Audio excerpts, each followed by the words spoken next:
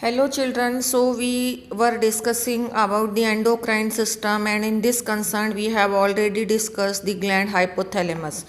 Today we are here discussing the pituitary gland. Okay, whole topic is been discussed here. In this diagram I have already discussed you the relation of the hypothalamus gland with the pituitary gland.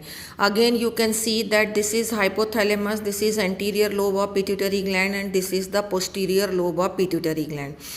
So pituitary gland is called as master's gland, but this itself is controlled by the hypothalamus.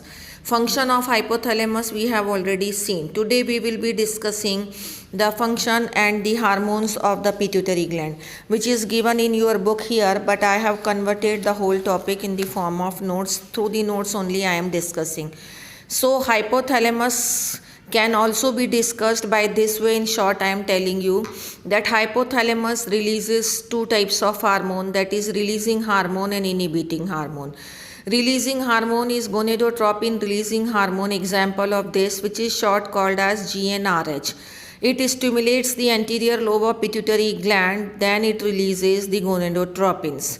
Similarly, one inhibiting hormone is somatostatin. It inhibits again the anterior pituitary gland so that it inhibits the secretion of the growth hormone. So this is the function of the hypothalamus in short. However, in detail we have already discussed earlier. Now we are here taking up the pituitary gland. First of all, where do the pituitary gland is located? So pituitary gland is actually located in the bony cavity called sella turcica, and it is attached to the hypothalamus by a stalk, as I have already shown you in the picture.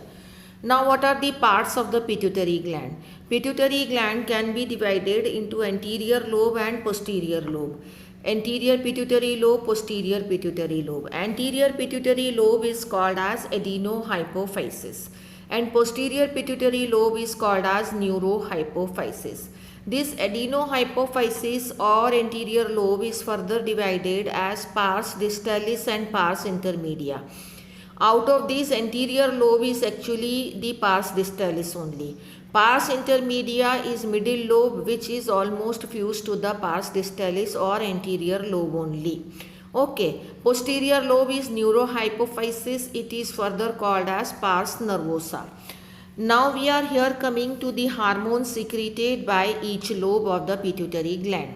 So hormone secreted by the anterior lobe of the pituitary gland is growth hormone GH, prolactin PRL, thyroid stimulating hormone TSH, adrenocorticotropic hormone ACTH, luteinizing hormone LH, follicle stimulating hormone FSH. So these are the hormones of anterior lobe of pituitary gland. Now the hormone secreted by the middle lobe of the pituitary gland is only one hormone, that is melanocyte stimulating hormone MSH. Middle lobe is pars intermedia, hormone secreted by it is melanocyte stimulating hormone MSH. Now we are coming to the hormone secreted by posterior lobe of the pituitary gland, pars nervosa. It secretes two hormones, oxytocin and vasopressin. Actually these are the hormones of the hypothalamus, but through the axonal connection they are being sent to the posterior lobe of the pituitary gland and then they are secreted from the posterior lobe of the pituitary gland only. Now we are here taking up the functions of each and every hormone. So hormones of the anterior pituitary gland, again we are taking up their functions.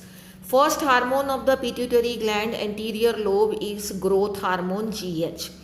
So growth hormone is responsible for the normal growth of the body of an individual, but its over secretion actually stimulates the abnormal growth of the body called as gigantism. This is the name of the disease which is actually arise due to the over secretion of this hormone, growth hormone.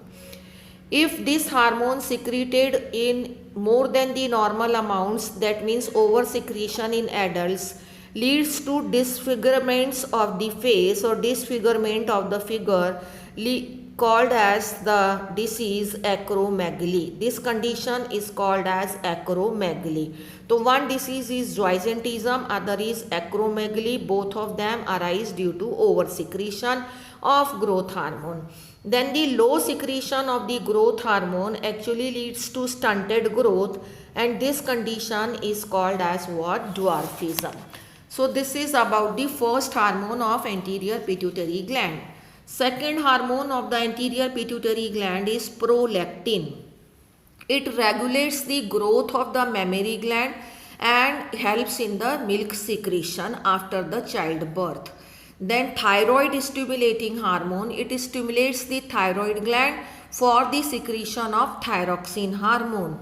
Then adrenocorticotropic hormone, it stimulates the adrenal gland, mainly the adrenal cortex, for the synthesis of steroids hormone like glucocorticoids. Then it comes the gonadotropins. The first gonadotropin is LH, luteinizing hormone. Luteinizing hormone LH has its different roles in males and in females. In males, actually it stimulates the secretion of androgens like testosterone from the testes, and in females it stimulates the formation of Graafian follicles, and then from the Graafian follicle it stimulates the process of ovulation, release of ova from the Graafian follicle, and then formation of corpus luteum. Then the second gonadotropin is FSH. FSH in males. This FSH in males along with the androgens helps to regulate the spermatogenesis, and FSH in females help in the development of ovarian follicles. So this way the LH and FSH has their different role in males and females both. Now we are here coming to the hormones secreted by the middle lobe of the pituitary gland. That is MSH. It regulates the pigmentation of the skin. Melanocyte stimulating hormone, pigments means melanin pigment, so that it regulates the synthesis of melanin or pigments in the skin. Now it comes the posterior lobe of the pituitary gland, which releases two hormone, oxytocin and vasopressin. Oxytocin acts on the smooth muscle and causes their contraction. Mainly it helps in the females at the time of childbirth. It causes the contraction of the uterus muscle so that it helps in the ejection of the child at the time of childbirth. Then it comes the vasopressin, which is also called as ADH, antidiuretic hormone.